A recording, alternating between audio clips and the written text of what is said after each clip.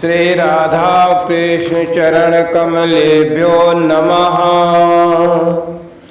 श्री राधा चरितामृत भाग 43। मुनीन्द्र वृंद वंदिते त्रैलोक शोक हारिणे प्रसन्न वक्त पंकजे निकुंज भूविलासिनी ब्रजेन्द्र भानुनंदिनी ब्रजेन्द्र सून संगते कदा करे श्रीयमां कृपा कटाक्ष भाजनम कृपा कटाक्ष भाजनम। महाकाल का प्रेम रूप गोपेश्वर महादेव। प्रेम में अहंकार का प्रवेश कहाँ है? क्या ये बात सच नहीं कि पुरुष का अर्थ ही अहंकार होता है? प्रेम के धरातल पर पुरुष का प्रवेश कहाँ है? वहाँ तो सब गोपी हैं। हाँ, पुरुष है भी तो एक ही, वो है कृष्ण। दिव्य सरोवर है एक, इसका दर्शन भी आज ही हुआ है।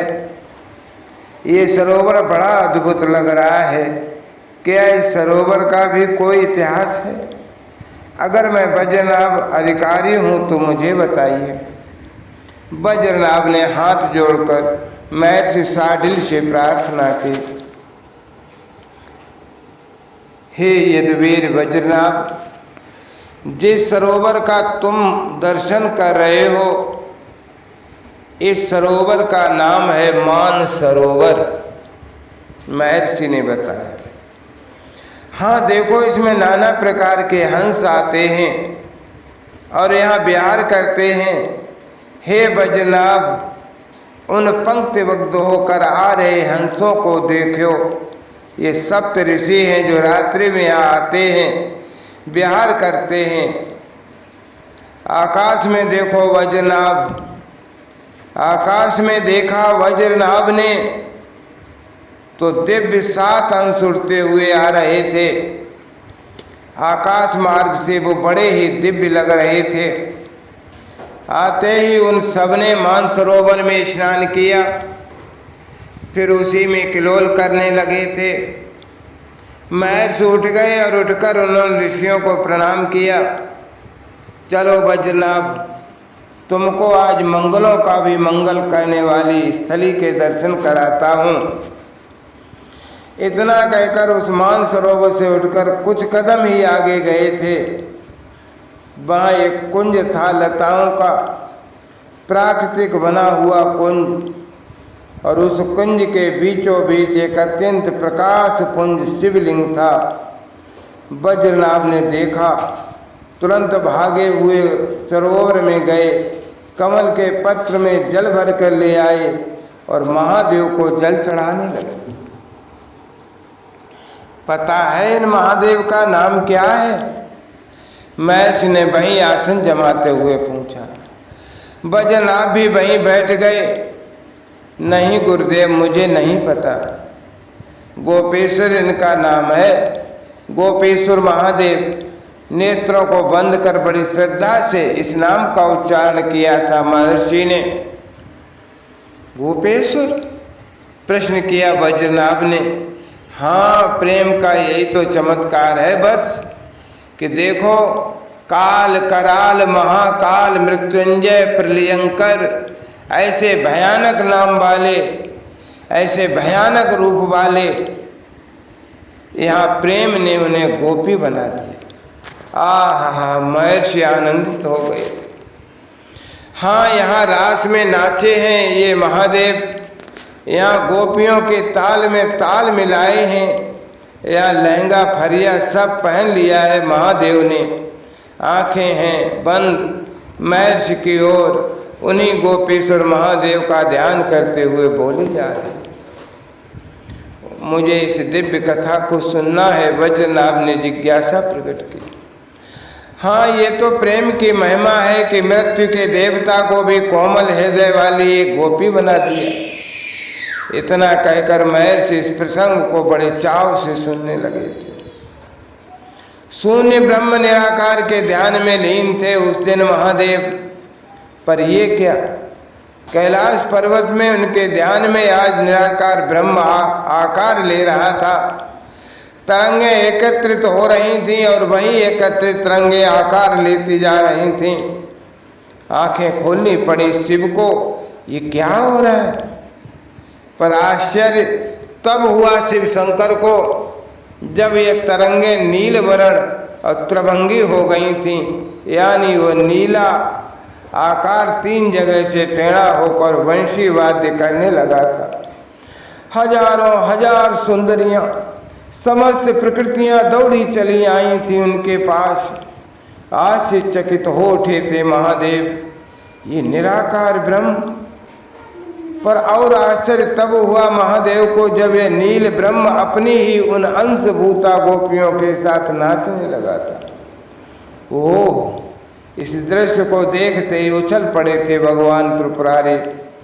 उनके पास में रखा डमरू अपने आप बज उठा था। पार्वती दौड़ी आई। आप समाधि में उठ गए नाथ? पार्वती ने आकर हाथ जोड़ प्रार्थना की।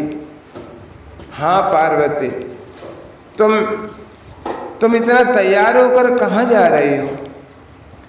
वो देवी लक्ष्मी आई थी, ब्राह्मणी भी आई थी। कह रही थी कि श्रीधाम वृंदावन में रास होने वाला है, महारास होने वाला है, तो अंतरिक्ष से हम सब देखेंगे। पार्वती ने कहा मैं भी चलूँगा और मैं भी दर्शन करूँगा। महादेव ने कहा चल पड़े।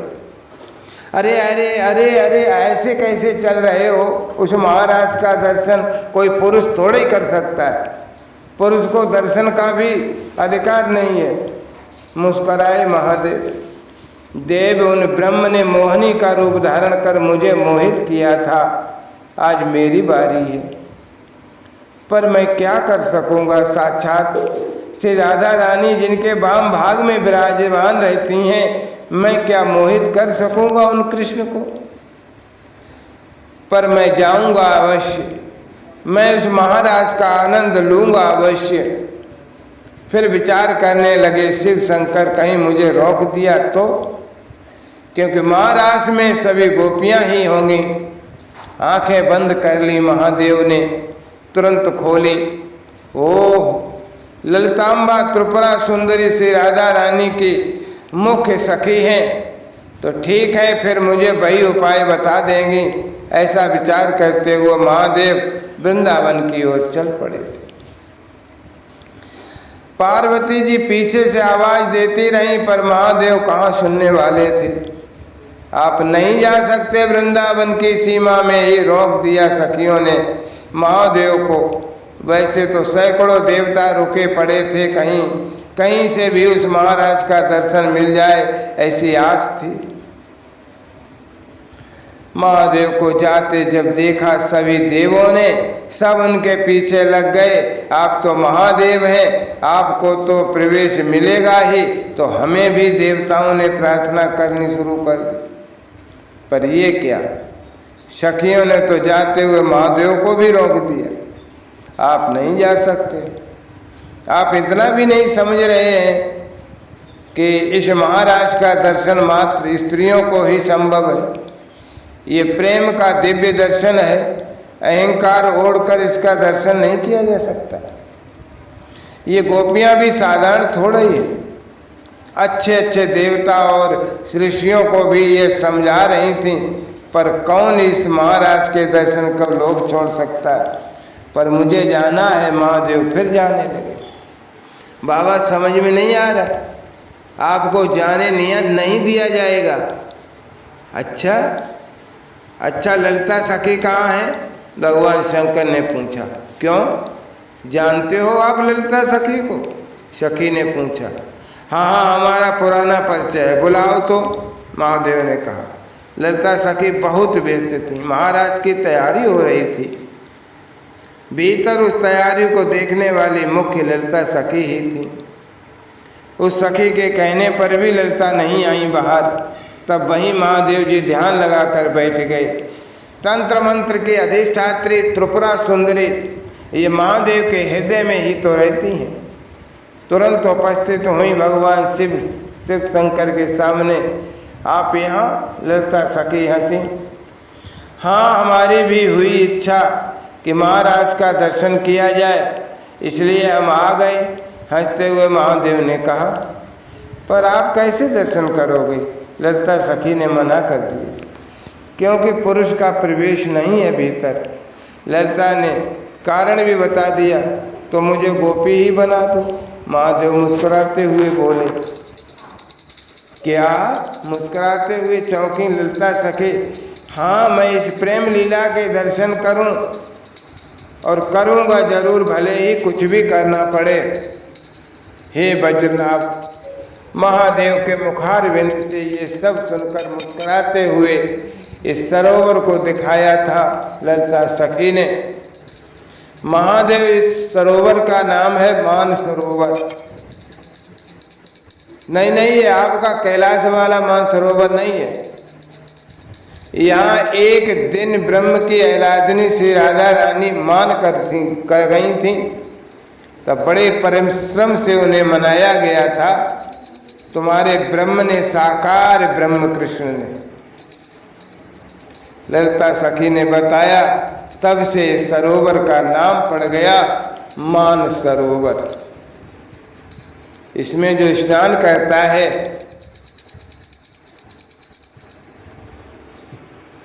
इसमें जो स्नान करता है, प्रेम देवता उसके अहंकार को नष्ट कर देते हैं, सखी भाव जाग जाता है उसके अंदर। ललिता सखी ने कहा। भगवान शंकर तो आनंदित हो उठे, मान सरोवर में गए। उस सरोवर में सीधे जाकर एक गोता लगाया। उसी समय भगवान शंकर का रूप बदल गया, वो गोपी बन गए, सुंदर सी गोपी। जटाएं भी उनकी शोभा ही बढ़ा रही थीं और गौर बदन की गोपी, अच्छी खासी मोटी ताजी गोपी, लहंगा फरिया पहने हुए 16 श्रृंगार से सजी ये गोपी। नजर न लग जाए मेरे गोपेश्वर को, हंसी ललिता सखी। सांप बिच्छू सब लहंगा के भीतर छिप गए। बड़े बड़े नैन, रसीले नैन ललिता सखी ने कुछ सजा दिया, कुछ संवार दिया और लेकर चल दी गोपेश्वर को। दिव्य रास मंडल है, अब रास शुरू होने ही वाला है। यमुना के पुलन में श्याम सुंदर उठे, अपनी श्यामा को उठाया, वाम भाग में श्री राधा रानी को लिया और वर्तुल आकार बनाकर सारी सखियां नाच उठी। मध्य में श्याम सुंदर, वाम भाग में श्री राधिका, गोपियां हजारों की संख्या में। चांदनी रात्र है, चंद्रमा अपनी पूर्णता में खिला है। नृत्य शुरू हो गया, गायन शुरू हो गया, रागों का आलाप भी शुरू हो गया। वीणा बज रहे हैं, मृदंग की थाप पर सब थिरक रहे हैं। ललिता सखी लेकर आई महादेव को, सबका ध्यान गया ललिता के ऊपर और ललिता के साथ में आई गोपी के ऊपर। कृष्ण ने ध्यान से देखा अपने महादेव को, हंसे खूब, हंसे कृष्ण और कृष्ण को हंसते हुए देखा तो महादेव भी हंस पड़े। सबको छोड़ दिया कृष्ण ने और अपनी नई गोपी के साथ नाचने लगे। हंसी रुक नहीं रही थी कृष्ण की। पर ये क्या, सांप निकला भीतर से, क्योंकि ये सब भीतर ही तो छुपे थे। पर इन्होंने जब देखा कि हमारे मालिक को कोई पकड़ रहा है तो ये सब बाहर आ गए। शंकर जी ने मन में सोचा कि ये पोल पट्टी खोलेंगे, पकड़ा सांप को और दबा दिया, पर अब तो बिच्छू भी निकलने लगे। श्री राधा रानी हंस रही हैं, ललिता सखी हंस रही हैं, श्याम सुंदर भी हंस रहे हैं। महादेव तो भोले बाबा हैं, वो तो सबको हंसता हुआ देख नाच रहे हैं, डमरू बजा रहे हैं। श्याम सुंदर ने हंसते हुए कहा, गोपेश्वर महादेव की जय। सब सखियां समझ गई थी कि महादेव आए हैं हमारे महाराज में। वृंदावन आनंदित हो उठा। शरद की निशा आज धन्य हो रही थी। देवी पार्वती, ये तुम्हारे पति महादेव शंकर हैं। लक्ष्मी जी ने पार्वती जी को कहा। ये सब अंतरिक्ष से महाराज की लीला का दर्शन कर रही थी। हाँ, ये तो मेरे ही पति हैं, मैंने मना किया था पर ये तो गोपी बन गए हैं। देवी पार्वती ने झेपते हुए कहा, मैं जाती हूँ और देख कर आती हूँ। देवी पार्वती को अच्छा नहीं लगा और वो यहाँ वृंदावन आई। आंखें खोली महर्षि शांडिल्य ने और वज्रनाभ को भी कहा आंखें खोलने के लिए, फिर उठ गए और मेरे सामने भगवान शंकर की जो पिंडी थी उसके पास गए। हे वज्रनाभ, ध्यान से देखो, दुनिया के जितने शिवालय हैं उसमें शिव पिंडी मध्य में होती है और उनके अगल बगल में ही पार्वती गणेश जी की मूर्ति होती है ना। पर यहाँ देखो एक विचित्रता है, महर्षि ने बताया। यहाँ गोपेश्वर महादेव कुंज में है पर बाहर है पार्वती माता का विग्रह। तुम्हें और किसी शिवालय में नहीं देखने को मिलेगा, विश्व के किसी शिवालय में नहीं, ये यही मिलेगा। महर्षि शांडिल्य ने समझाया। और ऐसा क्यों, वज्रनाभ ने पूछा। महर्षि ने इसका उत्तर उस दिव्य प्रसंग को सुनाकर ही दिया। आओ चलो कैलाश, पार्वती जी ने कहा। कुंज के भीतर बैठे हैं गोपेश्वर, मस्ती में है, प्रेम की मस्ती में है, रास की मस्ती में है। महाराज की खुमारी चढ़ी हुई है। वृंदावन की भूमि में गोपेश्वर मस्त हो गए।